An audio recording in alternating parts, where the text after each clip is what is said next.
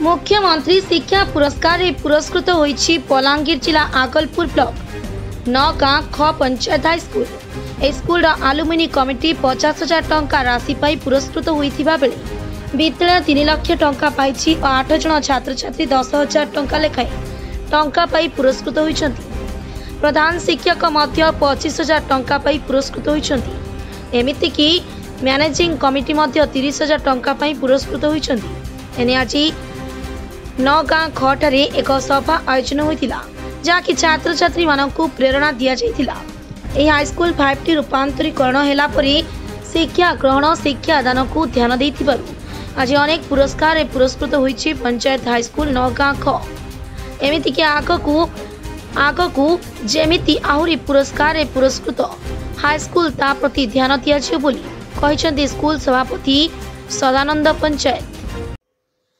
आम विद्यालय आलुमिनी कमिटी मुख्यमंत्री शिक्षा पुरस्कार रे 50,000 टंका पुरस्कृत होती। विद्यालय 3 लाख टंका पुरस्कार पाई। विद्यालय मैनेजिंग कमिटी 30,000 टंका पुरस्कार पाई। विद्यालय प्रधान शिक्षक 25,000 टंका पुरस्कार पाई। 8 जन छात्र छात्री 10,000 टंका लेखा पुरस्कार पाई। 2 जन छात्र 3,000 टंका पुरस्कार पाई। छात्र छात्री मानकर पुरस्कार राशि सेमानकर व्यक्तिगत अकाउंट रे जमा हेबो एवं बाकी सब पुरस्कार विद्यालय मो स्कूल अभियान अकाउंट रे जमा हेबो।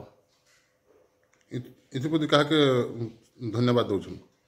एटा ए अंचल समस्त आबाल वृद्ध वनिता विद्यालय पुरातन छात्र छात्री त विद्यालय शिक्षक शिक्षयित्री समस्त को मु यार श्रेय दउछि। पंचायत देवानंद पुटेल का रिपोर्ट डुमाणी टीवी।